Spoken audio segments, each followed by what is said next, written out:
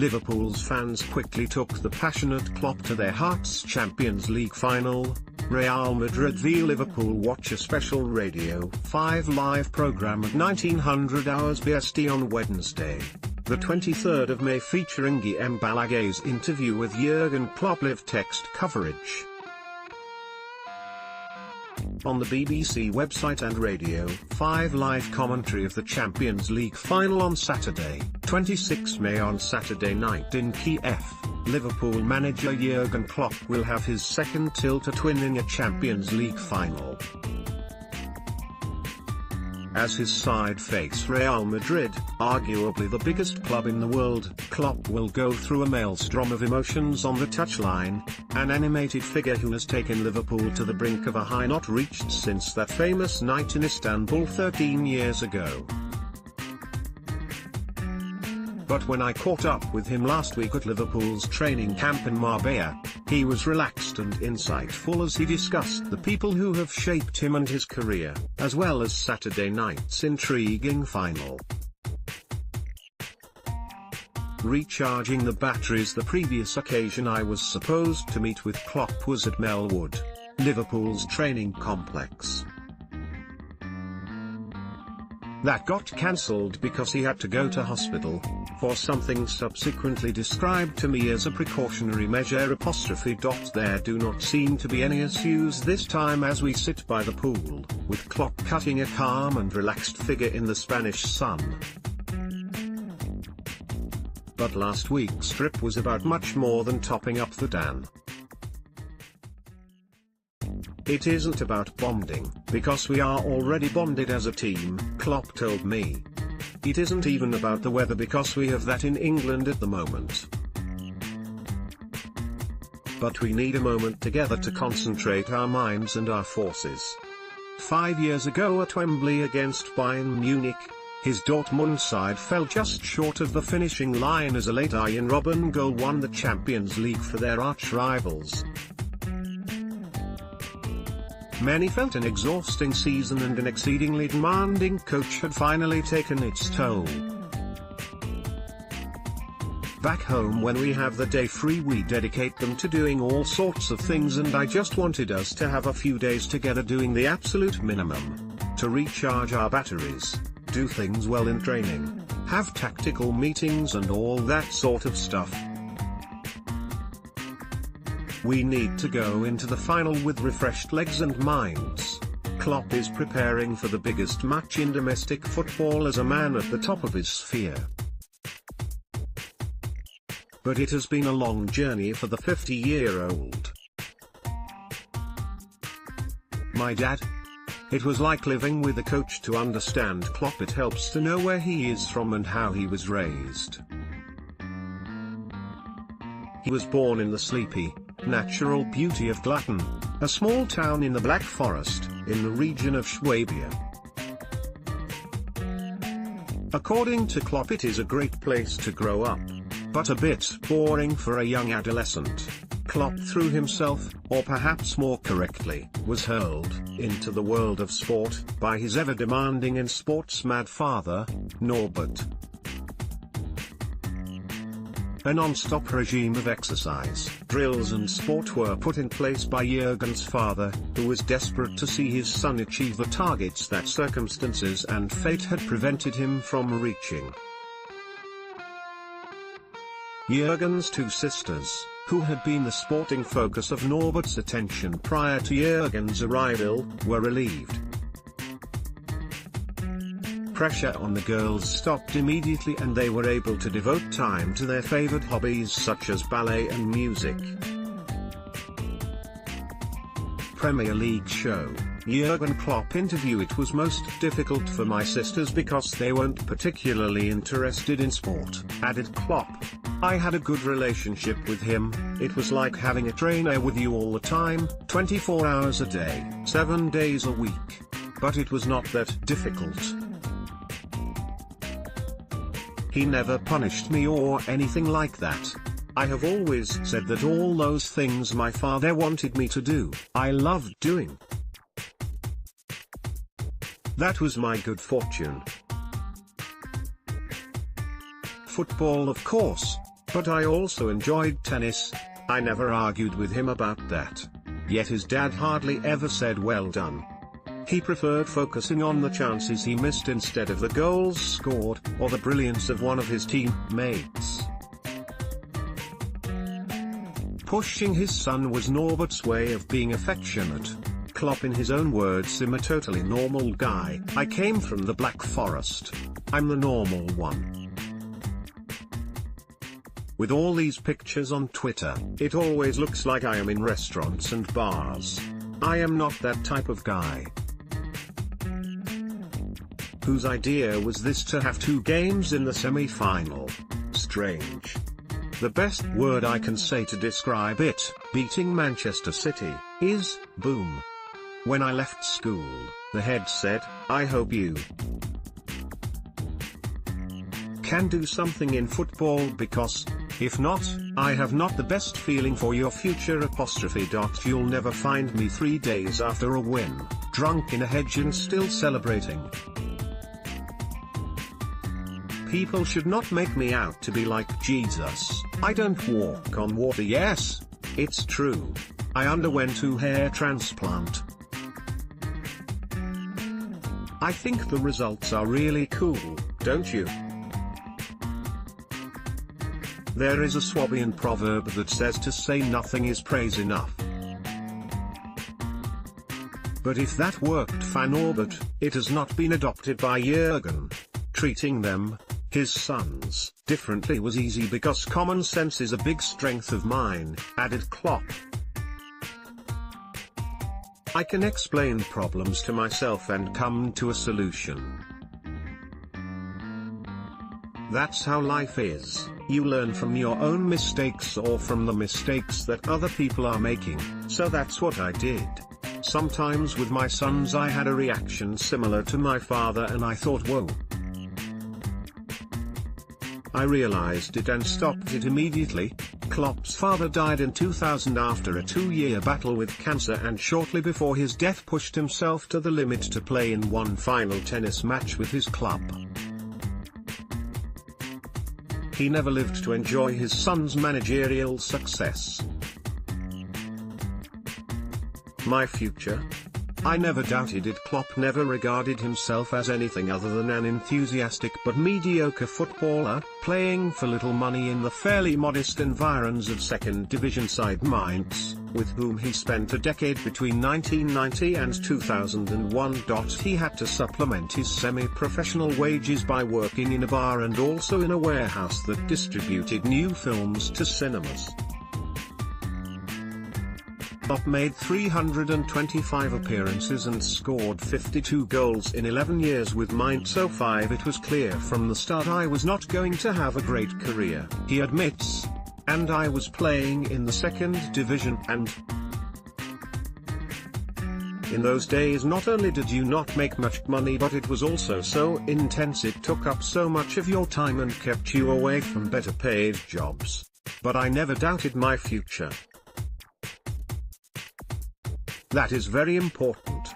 When they cut your Visa card in half because you do not have sufficient funds, it is not pleasant. But there is always a solution. His intense upbringing had taught him about his limitations, but also his strengths. There's nothing in life I've been better prepared for than coaching. I have more capabilities as a manager than I had as a player. I started to coach when I was 20 with the under-10s and under-11s at Frankfurt, and I loved the experience. I don't want to be Liverpool manager at 70. Klopp, with his ordinary playing career drawing to a close and with a family to feed, his passion for teaching and coaching nudged Klopp towards management. In 2001, at the age of 33, he was given the chance to manage Mainz. And he had one very strong trump card in his favor. At Mainz he played under Wolfgang Frank, the coach who proved to be his inspiration. My football style? The fist that opens. Frank was at the helm of 16 different clubs and led Rot-Weiss Essen to the 1994 German FA Cup final, the DFB Pokal, although they lost 3-1 to SV Werder Bremen at Berlin's Olympic Stadium. Celebrating with the crowds after taking Mainz 05 to their first season in the Bundesliga. He died aged 62 in 2013, but despite having very little success in terms of trophies or titles, Frank is credited with inspiring a renaissance in the Bundesliga that has inspired new generation of managers, including Germany coach Joachim Löw as well as Klopp. When I started, I wasn't learning anything about football that I like. It was all about how can we get the points, says Klopp. Wolfgang Frank inspired me not with his ideas of passionate football, but much more with his organization. How to set up a team so you don't lose, because when I first became a manager we lost a lot of games.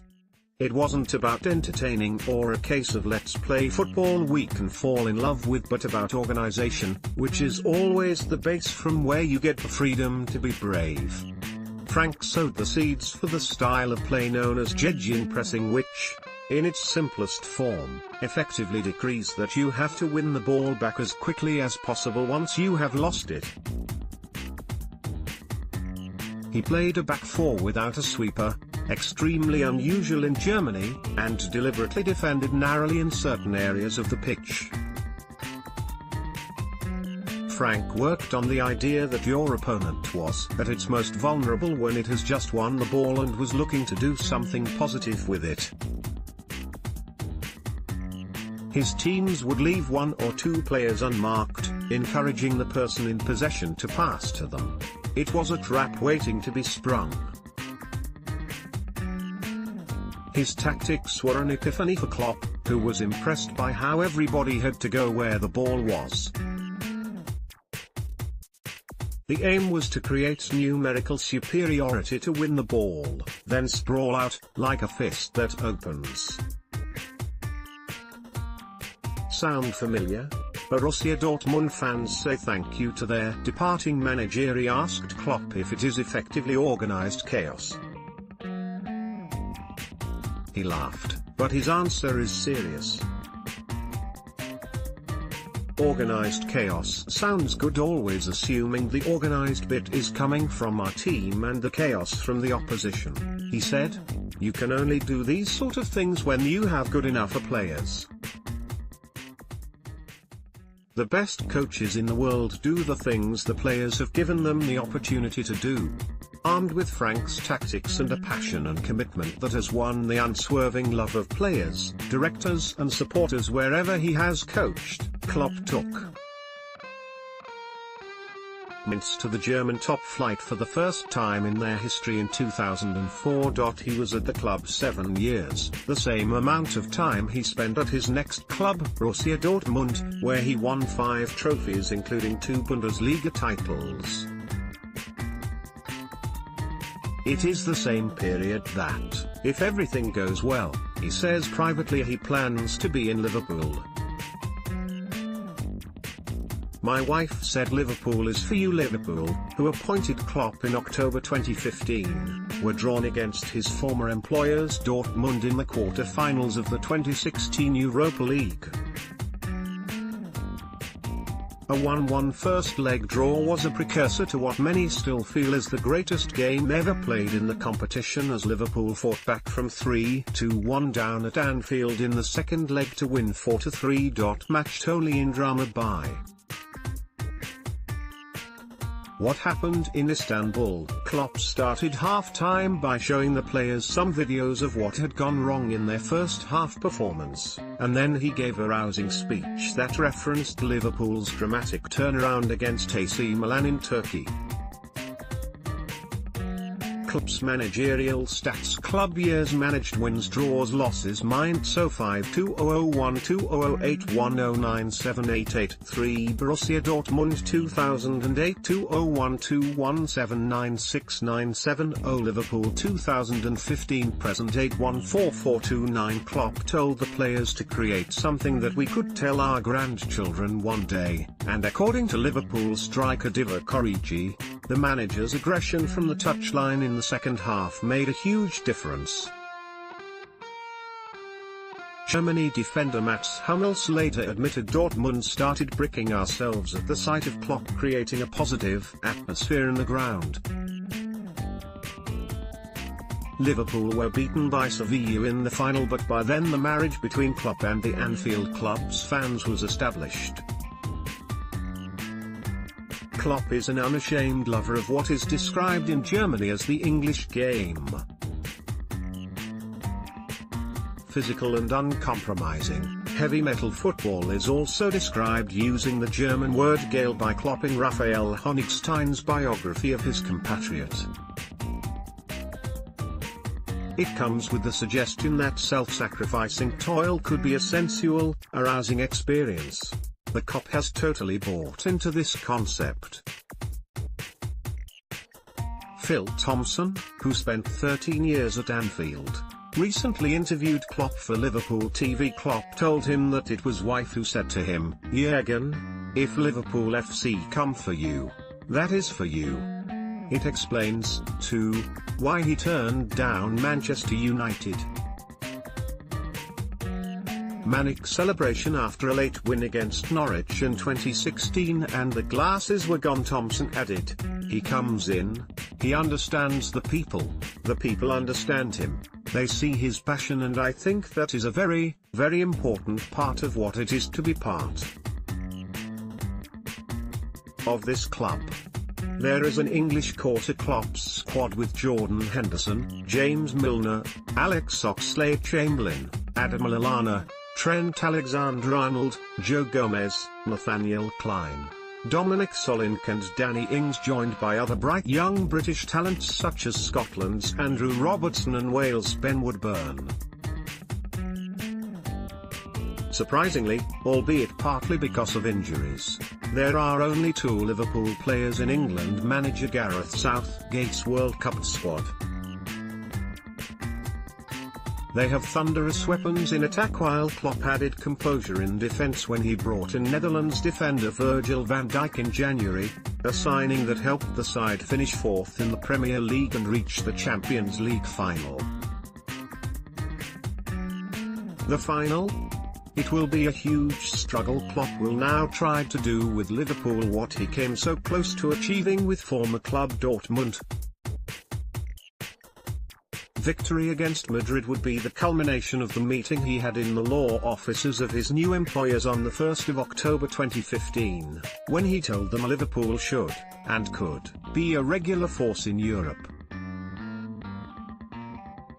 He added that his aim was not just to get them back to that elite level, but to transform them into the kind of team no one wanted to face. Job done, or at least part of it. The fans have been waiting so long for this, and there is talk of nothing else in Liverpool, Klopp told me. We have had so many brilliant moments together this season and enjoyed every second of the Champions League, so we can now get together to finish things off in a brilliant way.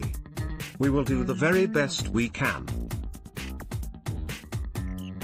We are in a good place at the moment, and everyone knows how much I appreciate the efforts our fans are about to make to be a part of this party.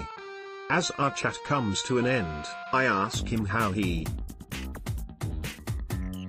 can prepare to face an unpredictable team like Real Madrid, who offered up more than a dozen good chances against Bayern Munich in their semi-final yet still went through. "It's a game of football," he replied. "Sure, we have the chance to win. We are going to have to work hard for it because it is the final of the Champions League. But if anyone thinks it will be easy for either of the two sides, then they are mistaken. It's going to be a huge struggle for both teams. Brilliant. Bring it on."